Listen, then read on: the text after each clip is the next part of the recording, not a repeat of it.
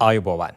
යථාර්ථවාදීව ලෝකයේ දෙස බලන්නට සත්‍ය සිදුවීම් සම්පින්ඩනයක පුවත් දිගහැරුම ශ්‍රද්ධ රූපවාහිනී 6:30 ප්‍රධාන ප්‍රවෘත්ති විකාශය සමගින් මම ලකිඳුණු අංග ප්‍රථමයෙන් සිරස්තල.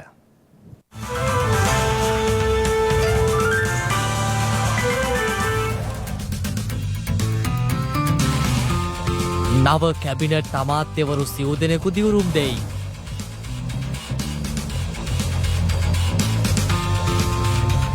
ත්‍රයි මංගල්‍ය සමරන උතුම් වෙසක් පුන් පොහෝ දිනය හෙටයි. ශ්‍රද්ධා ලක්විරු සදහම් විකාශය හෙට දවස පුරා. ආර්ථික අර්බුදයට කඩිනම් විසඳුම් සපයන බවට අගමැති අවධාරණය කරයි. ප්‍රදේශ කිහිපයකට තදවැසි නායෑම් අනතුරු ඇඟවීම් තවදුරටත්. දිල්ලියේ සිව්මහල් ගොඩනැගිල්ලක හදිසිගින්නක්.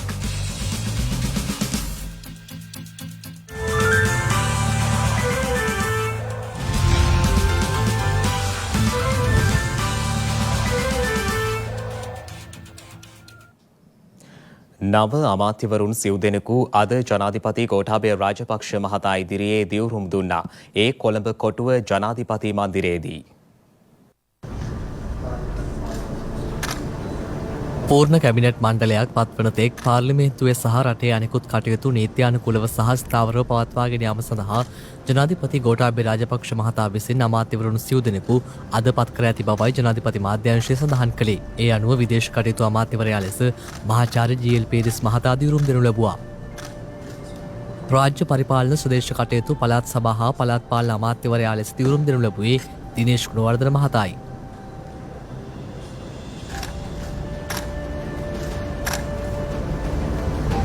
ප්‍රසන්න රණතුංග මහතා දිවුරුම් දෙනු ලැබුවේ නාගරික සංවර්ධන හා නිවාස අමාත්‍ය ධුරයයි. විදුලි බල හා බලශක්ති අමාත්‍ය ධුරයේ දිවුරුම් දුන්නේ කංචන විජේසේකර මහතායි.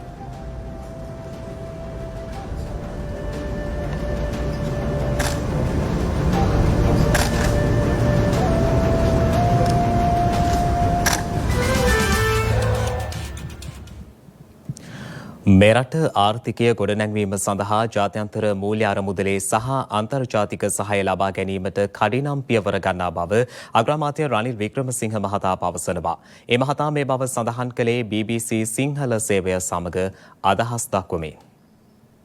මේ රටේ මිනිස්සු ගොඩක් බලාපොරොත්තු වෙන්නේ මේ පවතින ආර්ථික අර්බුදයෙන් ගොඩ එන්නේ කොහොමද කියලා. ඔබතුමා මේක කරන්නේ කොහොමද බලාපොරොත්තු වෙන්නේ? මං හිතන්නේ ඕලන්ද කාලෙවත් මෙහෙම ආර්ථික කඩාවැටීමක් සිදු වුණා කියලා. මේ අවුරුද්ද තමයි අපිට අමාරුම අවුරුද්ද. විදේශ විනිමය නැහැ. අනික් අතට ආණ්ඩුවට ආදායම් බදු අඩු කරලා තියෙනවා. රැකියා නැති වෙනවා. මම තාම සංඛ්‍යා ලේඛන දිහා පරීක්ෂා කළා නැහැ. දැනට කියන්නේ ඩොලර් බිලියන 3ක් විතර උවමනයි කියලා. දැන් මේක අපි ලබා ගන්න එක තමයි අපිට තියෙන පළවෙනි අභියෝගය. ඒක කරන්න තමයි මම දැන්ට ක්‍රියා කරන්න බලන්නේ. අපි මේ පෝලින් නැති කරන්න ඕනේ. අපි තුන් වේලක් කන්න මිනිස්සුන්ට ඉඩ දෙන්න ඕනේ. මොකද්ද ඔබතුමාගේ ක්‍රියාමාර්ගය මේ පෝලින් යුගය නැති කරලා මිනිස්සුන්ට තුන් වේල කන්න දෙන? හැම වෙලේම මම අගමැති වුණාම තුන් වේලක් කන්න දුන්නා මිනිස්සු. මොකද ජීවත් වෙන්න දුන්නා. රැකියා ඇති කරා. ඉතින් එහෙනම් විශේෂයෙන්ම මේ සැරේ ඒ අභියෝගය බාරගෙන ජනතාවට හොඳ ජීවිතයක් ලබා දෙන්න මම බලාපොරොත්තු වෙනවා. අනික මට උවමනා වෙලා තියෙන්නේ මේ තරුණ හඬයකට එකතු කරන්න. පාර්ලිමේන්තු කොමිටිය හැම එකම තරුණ හඬ නියෝජිතයන් පත් කරන්න. එයාට ඕන වෙනසක්. ඒ වෙනස ලබා දෙන්න ඕනේ. කොහොමද ඔබතුමාගේ බලාපොරොත්තුව තියෙන්නේ මුදල් හොයාගෙන කටයුතු ටික කරගෙන යන්න? මම කතා කරන ඒගොල්ලෝ එක දැන්ට තානාපතිවරු හම්බුණා. මම දන්න සම්බන්ධකම් තියෙනවා. ඉතින් බලමු මොකද්ද කරන්න කියලා. IMF එක කතා කරන්න වෙනවා. අපි නියම වශයෙන් ක්‍රියා කරනවා කියලා දැනගත්තොත් අනික් රටවලුත් අපිට උදව් කරයි. ඒක සාකච්ඡා කරනවා. ඉතින් ඉස්සෙල්ලා IMF එක ගැන කතා කරන්න ඕන. සංචිතයක් නැති වුණාම රට වැටිලා තියෙන්නේ. ඒ විතරක් නෙමෙයි. දැන් රටට රුපියලේ ආදායම දැන් ට්‍රිලියන 3ක් මුද්‍රණය කරලා තියෙනවා. දැන්වද ට්‍රිලියන 3 අවසానයි. අපිට දැන් තියෙන්නේ ආණ්ඩුවේ බිලියන 100යි. දැන් ආපහු පාර්ලිමේන්තුවෙන් තව මුදල් මුද්‍රණය කරන්න කියලා කියන්නේ. මේකේදොත් ආණ්ඩුවේ සේවකයන්ට ගෙවන්නවත් බෑ. ඒ කියන්නේ ඔබතුමාගේ ආර්ථික ප්‍රතිපත්තියත් වෙන්නේ මුදල් මුද්‍රණය කරලා ආර්ථිකය. නෑ මගේ ඒක නෙමෙයි. දැන්ට කරන්න සිදු වෙනවා. මම කෙරුවත් පඩි ගෙවන්න බැරි වෙන රජයේ සේවකයින්ට. විදේශ විනිමය ගේන්න මොකද්ද ඔබතුමාගේ බලාපොරොත්තුව? දැන්ට තියෙන්නේ අපිට ඇත්ත වශයෙන්ම මේ මුදල් ලබා ගන්න පිටින් අපිට හොයාගන්න බෑ. විදේශ විනිමය ගෙනල්ලා අපි අන්තිමට ආර්ථිකය දියුණු කළා. අපිට උවමනා තරම් විදේශ විනිමය ලබා ගන්න. අලුත් ආර්ථිකයක් හදන්න ඕනේ. ඉන්දිය රජය විසින් මෙරටට අවශ්‍ය යූරියා පොහොර මෙට්‍රික් ටොන් 65,000ක ප්‍රමාණයක් සැපීමට තීරණය කර තිබෙනවා. මෙම යූරියා පොහොර තොගේ ඉදිරියේදී යලකන්නේ වගා කටයුතු සඳහා යෙදවීමටයි තීරණය කර ඇත්තේ. අග්‍රාමාත්‍ය රනිල් වික්‍රමසිංහ මහතා ඊයේ අග්‍රාමාත්‍ය කාර්යාලයේදී වැඩබාර ගැනීමෙන් අනතුරුව ඉන්දිය මහ කොමසාරිස්වරයා, ජපාන තානාපතිවරයා, ඇමරිකානු එක්සත් ජනපද තානාපතිනිය සහ චීන තානාපතිවරයා යන රාජ්‍ය තාන්ත්‍රිකයන් සමග මූලික සාකච්ඡා පවත්වා තිබෙනවා. ඉන්දිය මහ කොමසාරිස්වරයා සමග පැවති සාකච්ඡාවලදී ආර්ථිකය ප්‍රකෘතිමත් වීම සඳහා ගෙන ඇති ක්‍රියාමාර්ග පිළිබඳව අවධානය යොමු වූ අතර ශ්‍රී ලංකාවට අඛණ්ඩව සහාය ලබා දීමටයි ඉන්දිය මහ කොමසාරිස්වරයා පොරොන්දු වී ඇත්තේ. එමෙන්ම ශ්‍රී ලංකාවේ ආර්ථිකය ස්ථාවර කිරීම සඳහා ඔවුන්ගේ අඛණ්ඩ සහයෝගය ලබා දීමටද ජපාන තානාපතිවරයා ප්‍රතිඥා දුන් බවයි අග්‍රාමාත්‍ය මාධ්‍ය ඒකකය සඳහන් කළේ. ශ්‍රී ලංකාව පිළිබඳව සාකච්ඡා කිරීමට තමන් ටෝකියෝ නුවර බලා පිටත් වන බවද ජපාන තානාපතිවරයා සඳහන් කළා. ඊට අමතරව ශ්‍රී ලංකාවේ ආර්ථිකයට උපකාර කිරීම සඳහා වෙනත් විදේශීය රටවල සහාය ලබා ගැනීම සඳහා ගෙන ඇති ක්‍රියාමාර්ග පිළිබඳව තානාපතිවරුන් දෙදෙනාම සාකච්ඡා කර තිබෙනවා. එමෙන්ම එක්සත් ජනපද භාණ්ඩාගාර දෙපාර්තමේන්තු කණ්ඩායමේ ඉදිරි ශ්‍රී ලංකා සංචාරය පිළිබඳව අග්‍රාමාත්‍ය රනිල් වික්‍රමසිංහ මහතා එක්සත් ජනපද තානාපතිවරිය සමග සාකච්ඡා කළ අතර 19 වැනි ව්‍යවස්ථා සංශෝධනය සහ පාර්ලිමේන්තුවේ අධීක්ෂණ කාරක සභා ශක්තිමත් කිරීම සම්බන්ධයෙන්ද මෙම රැස්වීමේදී සාකච්ඡා කෙරෙනු බව සඳහන්. චීන තානාපතිවරයා අග්‍රාමාත්‍ය වික්‍රමසිංහ මහතා හමු වූ අවස්ථාවේදී ශ්‍රී ලංකාවට අඛණ්ඩව සහාය දැක්වීමට තම රටේ කැමැත්ත ප්‍රකාශ කළ අතර ශ්‍රී ලංකාවට ලබා දී ඇති ආධාර සමාලෝචනය කිරීමටද ප්‍රතිඥා දෙනු ලැබුවා. මේ අතර ඉන්දිය රජය විසින් ශ්‍රී ලංකාවට පොහොර සැපයීමට තීරණය කර තිබෙනවා. ඒ අනුව මෙලෙස සපයන්නේ යූරියා පොහොර මෙට්‍රික් ටොන් 65,000ක ප්‍රමාණයක්. මේ වන විට පවතින ඇමරිකානු ඩොලර් බිලියනයක ණයක් යටතේ මෙම පොහොර ප්‍රමාණය මෙරටට හිමිවන්නේ. මෙම යූරියා පොහොර තොගේ ඉදිරියේදී යලකන්නේ වගා කටයුතු සඳහා යෙදවීමට තීරණය කරන අතර අදාළ ප්‍රධානය ගැන ඉන්දියාවේ ශ්‍රී ලංකා මහ කොමසාරිස් මිලින්ද මොරගොඩ මහතා ඉන්දීය පොහොර දෙපාර්තමේන්තුවේ ලේකම් හමුවේ පැවැත් වූ සාකච්ඡාවකදී මේ බව දැනුම් දුන් බවයි ඉන්දියාවේ ශ්‍රී ලංකා මහ කොමසාරිස් කාර්යාලය නිවේදනය කළේ. මේ අතර ආර්ථික දුෂ්කරතාවලට මුහුණ දී සිටින මෙරට ගොවීන්ට අවදානම් කාණ්ඩේ ළමයින්ට ආහාර ලබා දීම සඳහා නවසීලන්ත ඩොලර් ලක්ෂ 5ක ප්‍රධානයක් පිරිනමන බව එරට විදේශ අමාත්‍යාංශය නිවේදනය කළා. නවසීලන්ත විදේශ අමාත්‍යවරිය වන නනයිනා මහුටා ට්වීටර් පණිවිඩයක් නිකුත් කරමින් සටහන් කර ඇත්තේ එම මූල්‍යාධාර ලෝක ආහාර වැඩසටහන සහ එක්සත් ජාතීන්ගේ ආහාර සහ කෘෂිකර්ම සංවිධානය හරහා ශ්‍රී ලංකාවට ලබා දෙන බවයි. මෙමගින් ශ්‍රී ලංකාව සහ නවසීලන්තය අතර වසර 30කට අධික කාලයක් පවතින සහයෝගීතාවය තවදුරටත් ශක්තිමත් වන බවත් එම කාලය තුළ නවසීලන්තයේ විසින් ශ්‍රී ලංකාවට නවසීලන්ත ඩොලර් මිලියන 25.07ක සංවර්ධන ආධාර ලබා දී ඇති බවත් ඇය අවධාරණය කළා. සම්බුදු රජුන්ගේ ත්‍රිමංගල්‍ය සමරන උතුම් වෙසක් පුන් පොහෝ දිනය හෙටයි. ඒ වෙනුවෙන් ගෙනෙනු ලබන ශ්‍රද්ධා ලක්විරු වෙසක් පුන් පෝදා සදහම් විකාශය හෙට දවස පුරා විකාශය වනවා. ලොව පරම සත්‍ය ස්වකීය ප්‍රඥා බලමහිමෙන් අවබෝධ කරගනිමින් සොයාගත් පරම සුඛ විහරණය ලෝ සතවෙත මහා කරුණාවෙන් දායාද කළ වදාළ අප තිලෝකුරු සම්මා සම්බුදුරජුන්ගේ ත්‍රිමංගල්‍ය අසිරි සිරිය සමරමින් උදාවන උතුම් වෙසක් පුන් පොහෝ දිනය හෙට දිනට යෙදී තිබෙනවා.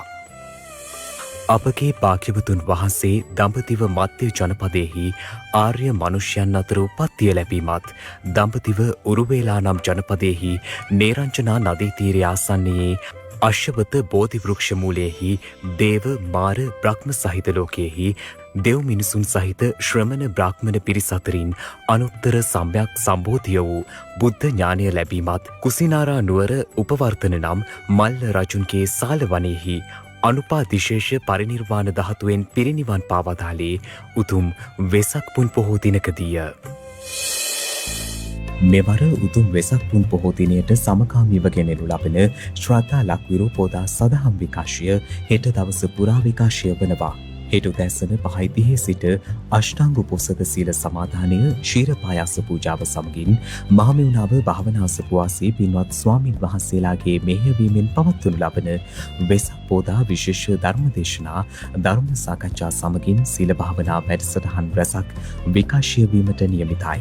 පවතින තත්ත්වය හමුවේ නිවසේ සිටම වත් පිළිවෙත් පුරමින් ඔබටත් ශ්‍රද්ධා ලක්විරු වෙසක් පෝදා සදහම් විකාශය සමගින් එක්වීමට හැකියාව පවතිනවා.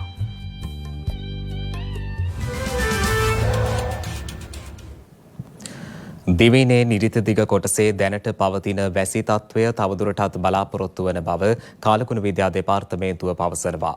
අදත් දිවයිනේ ප්‍රදේශ රැසකට දැඩි වර්ෂාපතනයක් පැවති බවයි වාර්තා වන්නේ.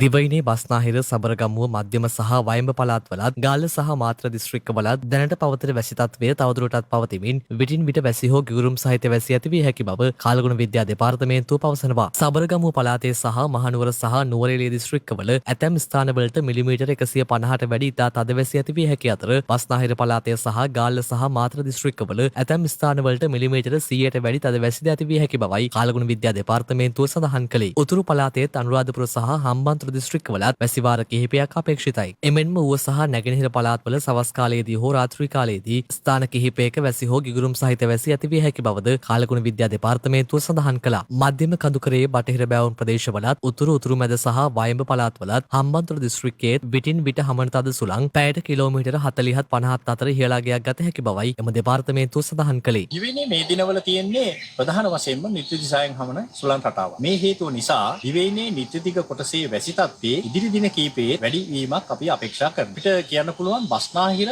සබරගමු, මධ්‍යම, ගාල්ල, මාතර සහ වයඹ වගේ පළාත්වල විටින් විට වැසි හෝ ගිගුරුම් සහිත වැසි තත්ත්වයන් නිර්මාණය වෙනවා. ඊට අමතරව සමහර අවස්ථාවක සූර්යාලෝකයේ වැටෙන අවස්ථාත් තියෙනවා. තරමක තදවැසි අපි අපේක්ෂා කරන්නේ විශේෂයෙන්ම සබරගමු, නුවරඑළිය වගේ පළාත්වල සාමාන්‍ය මිලිමීටර් 100ත් 150ත් අතර මට්ටමේ වර්ෂාපතන ලැබීමේ හැකියාවන් තියෙනවා. අනෙක් කාරණේ තමයි දිවයින තුල දිවයින වටා තියෙන මුහුත් తీරවලත් සුළඟේ වේගය වැඩි වෙන අවස්ථා තියෙන්න පුළුවන්. දිවයින තුල ගත්තම උතුරු මැද වයඹ හම්බන්තොට සහ මධ්‍යම කඳුකරේ බටහිර බැවුම් පැත්තේ සුළඟේ වේගය පැයට කිලෝමීටර් 40-50 දක්වා ඉහළ යෑමේ තත්ත්වයන් තියෙනවා. තිරිකුරාමලේ ඉඳන් කංකසන්තුරේ හරහා පුත්තලම දක්වා ගාල්ලේ සිට පොතුවිල් දක්වා තියෙන වෙරළබඩ තීරයට ඔබෙන් තියෙන මුහුත් තීරවල සුළඟේ වේගය පැයට කිලෝමීටර් 50-60 දක්වා ඉහළ යෑමේ තත්ත්වයන් තියෙනවා. එම මුහුදු සීමාව රළු වීමේ හැකියාවකුත් තියෙනවා. කෙසේ නමුත් මේ තත්ත්වය යටතේ අපිට විශේෂයෙන්ම සඳහන් කරන්න ඕන කාරණේ තමයි මධ්‍යම කඳුකරේ බටහිර බැවුම් පැත්තේ තියෙන විදුලි බලාගාර ආශ්‍රිත ප්‍රදේශවලටත් සැලකිය යුතු ජල මට්ටමක් වැසි ජලයක් ලැබීමේ හැකියාවක්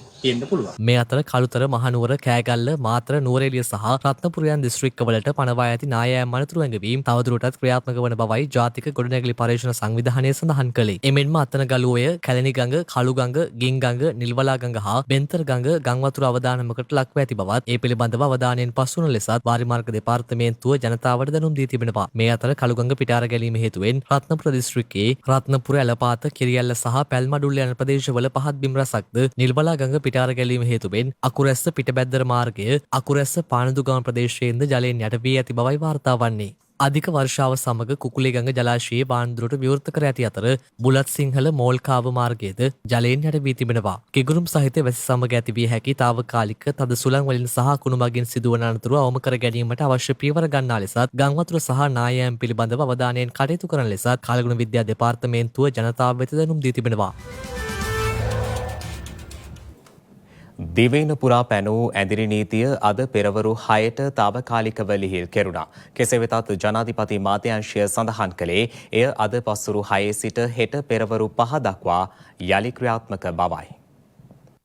රට තුළ පැන නැගී හදිසි තත්ත්වය යටතේ ජනාධිපතිවරයා විසින් දිවයිනටම බලපැවැත්වෙන පරිදි ඇඳිරි නීතිය පනවනු ලැබුවේ. මහජන ආරක්ෂක ආඥා පනතේ 16 වන වගන්තිය යටතේ වූ නියමයන්ට අනුකූලව මුළු දිවයිනටම පනවා ඇති ඇඳිරි නීතිය අද පෙරවරු 6ට ඉවත් කෙරුණා. එය යලි අද පස්වරු 6ට පැනවීමටයි පියවර ගැනුනේ. ඒ අනුව ඇඳිරි නීතිය හෙට පෙරවරු 5 දක්වා බලපැවැත්වෙන බවයි ජනාධිපති මාධ්‍යංශය නිකුත් කළ නිවේදනයේ දැක්වෙන්නේ. ඇඳිරි නීතිය බලපැවැත්වෙන කාල සීමාවේ බලය දෙනු ලබන නිලධාරියෙකු විසින් ප්‍රදානය කරන ලද ලිඛිත අවසර පත්‍රයක අධිකාරිය යටතේ මිස පොදු මාර්ගයක, දුම්රිය මාර්ගයක, පොදු උද්‍යානයක, පොදු ක්‍රීඩා භූමියක හෝ වෙනත් පොදු භූමියක හෝ එම ප්‍රදේශවල මුහුදු විරලේ රැඳී සිටීමට කිසිවෙකුට අවසර හිමිවන්නේ නැහැ. මේ අතර දුරගමන් සේවා දුම්රිය කිහිපයක් අද යලි ධාවනයට එක් කර තිබුණා. දුම්රිය දෙපාර්තමේන්තුව සඳහන් කළේ ගල්කිස්ස සහ කංකසන්තුරේ කොළඹ කොටුව සහ බදුල්ල මෙන්ම මර්දාන සහ බෙලියත් අතර මෙලෙස දුම්රිය කිහිපයක් ධාවනය වූ බවයි. මේ අතර පසුගිය 9 වෙනිදා ඇති වූ කලහකාරී සිද්ධිය හමුවේ දිවයින පුරා නිවාස හා ව්‍යාපාරික ස්ථාන කොල්ලකෑම් හා එම අපරාධ සිදු කළ තැනැත්තන් පිළිබඳ තොරතුරු ඇතනම් පොලිසියට ලබා දෙන ලෙස පොලිස් මාධ්‍ය ප්‍රකාශක කාර්යාලය දැනුම් දී තිබෙනවා. නිවේදනයක් නිකුත් කරමින් එම කාර්යාලය සඳහන් කළේ 1997 සහ 119 ඇමතුම්මන් කොස්සේ ඒ පිළිබඳ තොරතුරු පොලිසිය වෙත ලබා දිය හැකි බවයි. ඩීසල් රැගත් නෞකාවක් අද දිනේ මෙරටට ළඟාවීමට නියමිතයි. මේ අතර හෙට දිනේ මෙරට කිසිදු විදුලි කප්පාදුවක් සිදු නොවන බවයි මහජන උපයෝගිතා කොමිසම සඳහන් කළේ. ඩීසල් රගත් නෞකාවක් අද දිනේ මෙරටට ළඟාවීමට නියමිත බව ලංකා khනිජ තෙල් සංස්ථාව දැනුම් දී ඇති බව khනිජ තෙල් පෞද්ගලික ටැංකි රථ හිමියන්ගේ සංගමය සඳහන් කළා. ඒ සභාපති ශාන්ත සිල්වා මහතා සඳහන් කළේ අදාළ නෞකාව අද නොපැමිණියහොත් එය ලබන 17 වෙනිදා පැමිණෙනු ඇති බවයි. මේ වන විට ඩීසල් නිකුත් කෙරෙන්නේ රෝහල් ආරක්ෂක අංශය ඇතුළු අත්‍යවශ්‍ය සේවා සඳහා පමණක් වන අතර පෙරෝම් හල් වෙත බෙදා හැරීම් සිදුවන්නේ පෙට්‍රල් පමණයි. ඉදිරි සතියක කාලය සඳහා බෙදා හැරීමට ප්‍රමාණවත් පෙට්‍රල් තොග පවතින බවද khනිජ තෙල් පෞද්ගලික ටැංකි රථ හිමියන්ගේ සංගමේ සභාපතිවරයා සඳහන් කළා. ඒ අනුව සීමා සහිතව පෙට්‍රල් නිකුත් කිරීමේ පදනම මත ඇනවුම් කරන ලද පෙරවුම්හල් සඳහා පෙට්‍රල් බෙදා හැරීමේ කටයුතු අඛණ්ඩව සිදු කරන බවයි ඔහු ප්‍රකාශ කළේ. මේ අතර khනිජ තෙල් සම්බන්ධ වගකීම එක්සත් ජාතික පක්ෂයේ ජාතික සංවිධායක සාගර රත්නායක මහතා වෙත පවරා තිබෙනවා. මේ අතර හෙට දිනේ මෙරට කිසිදු විදුලි කප්පාදුවක් සිදු නොවන බවයි මහජන උපයෝගිතා කොමිසම සඳහන් කළේ. ඊයේ දිනේ මෙරටින් කොවිඩ් ආසාදිතයින් 23 දෙනෙකු වාර්තා වී ඇති බව සෞඛ්‍ය අංශය තහවුරු කළා.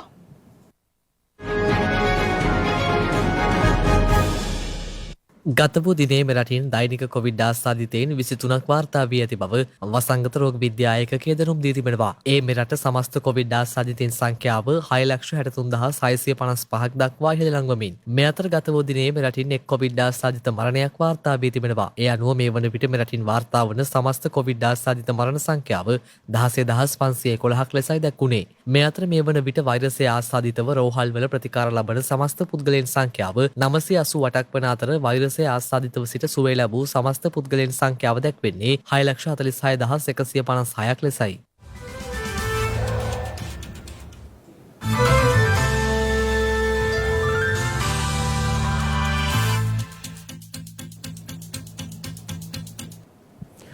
අවධානය විදෙස් පුවත් වෙත.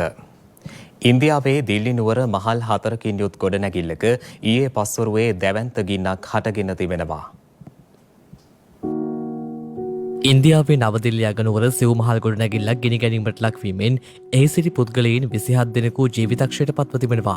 තවත් 40කට වැඩි පිරිසක් පිළිසුම් තුවාල සමග රෝහල් ගත කර ඇති අතර ගින්න හටගත් අවස්ථාවේ එහි 60-70 අතර පිරිසක් සිටි බවයි ඉන්දිය මාධ්‍ය වාර්තා කළේ. දිල්ලියේ බටහිර ප්‍රදේශයේ පිහිටි කාර්යාල ගොඩනැගිල්ලක ඊයේ පස්වරුවේ හටගත් ගින්න නිවීම සඳහා ගිනි නිවන රථ 20ක් යොදාගෙන තිබෙනවා. CCTV කැමරා සහ රවුටර් නිෂ්පාදනය කරන සමාගමක කාර්යාලයක පිහිටි ගොඩනැගිල්ලක පළමු මහලෙහි අදාළ ගින්න හටගෙන ඇත්තේ. මූලික විමර්ශනවලදී හෙළි වී ඇත්තේ විදුලි කාන්දුවක් ගින්නට හේතු වී ඇති බවයි.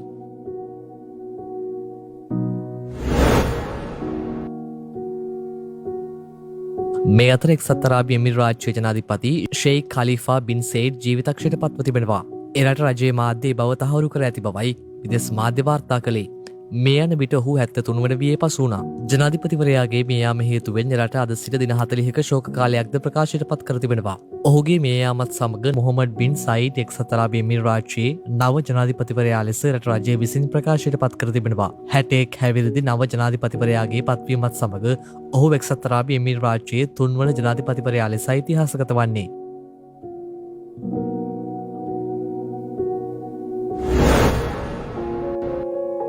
මේ අතර උතුරු කොරියාවේ ශීඝ්‍රයෙන් පැතිර යන කොවිඩ් වසංගතය රටට මහා ව්‍යසනයක් බව එහි නායක කිම් ජොන් උන් ප්‍රකාශ කර තිබෙනවා.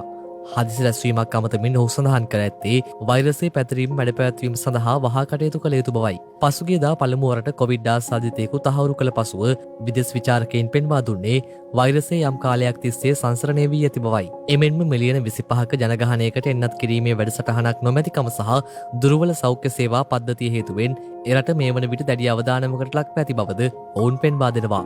මේ වන විට මුළු රටම වසා දැමීමට කටයුතු කර ඇති අතර තවත් පුද්ගලයන් ලක්ෂ 2ක් පමණ හුදකලා කර ඇති බවයි විදේශ මාධ්‍ය වාර්තා කළේ.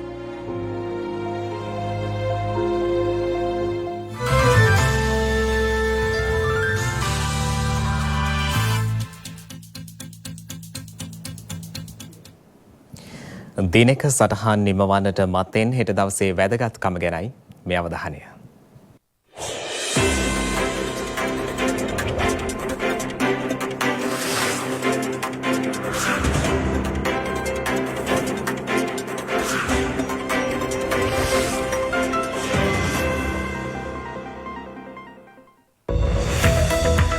හෙට මැයි 15 වෙනිදා. මෙරට පැරණිතම රාජ්‍ය ආයතනයක් වන පාරිමාර්ග දෙපාර්තමේන්තුව ආරම්භ කර ඇත්තේ 1900 වසරේ මැයි මාස 15 වන දිනයි. එඩිත් ක්‍රෙසන් ප්‍රංශයේ ප්‍රථම කාන්තා අගමැතිනිය බවට පත්ව ඇත්තේ 1991 වසරේ මැයි මාස 15 වන දිනයි. පවුල් සම්බන්ධ ගැටලු පිළිබඳ දැනුවත් භාවය ප්‍රවර්ධනය කිරීමට සහ පවුල්වලට බලපාන සමාජ ආර්ථික හා ජන විකාශන ක්‍රියාවලින් පිළිබඳ අවබෝධයක් ලබාදීමට මෙන්ම පවුලේ ඇති වැදගත්කම පිළිබඳව දැනුවත් කිරීම වෙනුවෙන් නම් කරන ලද ජාත්‍යන්තර පවුල් දිනය මැයි මාස 15 වන දිනට එනම් හෙට දිනට යෙදී තිබෙනවා.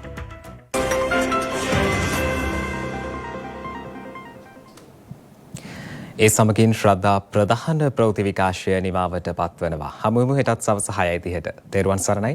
නමෝ බුද්ධාය. මෙවැනි වැදගත් පුවත් නැරඹීම සඳහා ශ්‍රද්ධා TV News YouTube channel එක subscribe කර සීනුව සලකුණ වන්න.